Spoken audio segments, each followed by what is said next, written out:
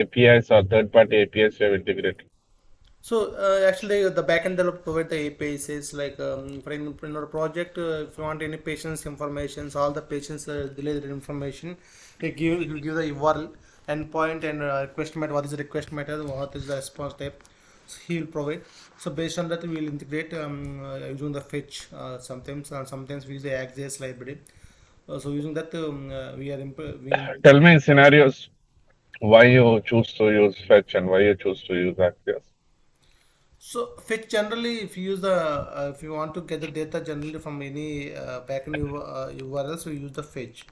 But Okay. if you want to use any interceptors, if you want any something, then I use the ArcGIS library. Okay. Okay. So these APIs, whatever you are fetching data from, right? Yeah. So what was the size of the data they were sending? Are they sending huge data or it's very minimal data? Most of they are sending the medium data.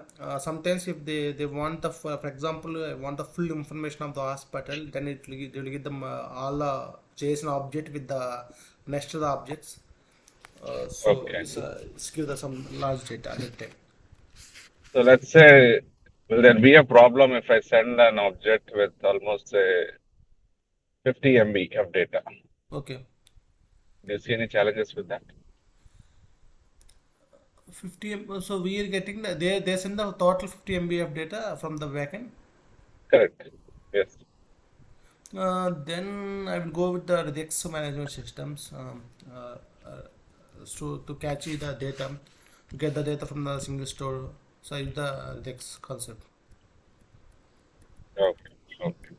So tell me about hooks. What all hooks you have used and I use how the has yeah, yeah. use state for the data state objects and components, and use state, use effect, use memo, use callback, use ref. So this type of hooks I used.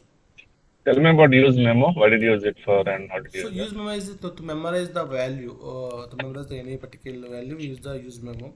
For example, so we have a function. So for example, we are getting the data. We are getting data from one function into the component, Mm-hmm. into the comp, and while rendering the component, we are getting data from the function. So we are passing that function parameters and we get the output. Okay, for example, I Mm-hmm. pass the function, I will pass the parameters 1 comma 2, I will get the output 3. Again I will pass the 1 comma 3, again I will get the output 3. So every time same function, same input, same output. You see, again every time it's calling. Instead of that, use memo will catch the written values. It will catch the input value and output value. So if you send the again the same inputs, then we are getting get the output from the memo, use memo. Okay. And also Okay.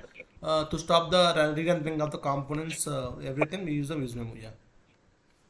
Okay. Got it. So tell me about, have you encountered something called a CORS issue? Yeah, cross origin issue, CORS. right? Yeah. So how do you fix it if you So actually, they will we will implement the. So what happens is if we have any cross origin issue, we'll check the environment. What is the base URL? We are using base URL or not. So if the we'll get a cross origin issue, we need to allow the cross origin allow from the all the domains from the backend side. That is one thing. And from the front end, then we use to make the request correctly with the origins. So you need to use the HTTP address with the cross origin with the correct value. okay. Okay. Okay. And any experience in React Native or it's only just React? Reacting little bit, so using for the iPhone and Android phones, so we use some components, not much more, but yeah, basic Okay. range. Yeah. Okay. Okay. And did you integrate any third-party applications like maps, payment gateways, Yeah, yeah, and all? yes, yeah, of course. Stripe payment What did you gateway, integrate? Stripe payment Stripe you gateway. integrate. Yeah. Can you tell me the flow of how you integrate the Stripe payment gateway? So for the use the first use the Stripe payment gateway in the use sandbox environment while development. So they will give the key and all the details. Then we will get the one we will get the payment gateway. We need to use the payment gateway APIs. Uh, So for So payment, what will be the, tell me different scenarios. So success scenario, failure scenario. Someone came, so we with right? success we use a redirect URL and we give the information, and so on success it automatically update in the API. So once we got that success, we will update that one. Okay, let's say there's a failure. So What will let's you? fail. If we fail, we'll move to the error handle page. If the other error is coming, they'll move to the error handle page. Yeah. So we need to Okay. use the first we need to create the Stripe account, and we need to collect all the API keys, and then we will Mhm. create the one all the payment methods, all those things. Yeah. So what about maps? Integrated with maps? Map Mm-hmm. map function. You're talking Leaflet. about? Yeah. I will Yeah. integrate Use yeah. leaflet or something. Yeah. Use a map function. Yeah. When we get the data from the response, if you want to do something on response data for every key, then you use the map. I mean, use the map function for the array for an array to do something on every key, then I use a map. Yeah. Okay. And did you integrate with any uh, UI, something like Power BI or Tableau or something like that? Use the MUA material design. Material design. Yeah. Okay. So you have used any themes you have used? Readily available themes using that Yeah, and yeah, creating. yeah, using the global level colors, forms, all those we use the variables, SAS variables, and we use that one. Okay. So tell me some challenges you've seen with React. Since you have worked in Angular and React. So what Yeah, benefits you see or what disadvantages you see? mostly we use I got take one challenge that everything is challenge, but one sometimes for example data performance issues. So for example, we create the one table, we getting the data, and every record we have some actions for every row, and for every row in some cells we have some JavaScript actions. So you create the table, everything is perfect. But what happens after the 1,000 records or to some records the data is having, the table becomes stuck, the page becomes stuck.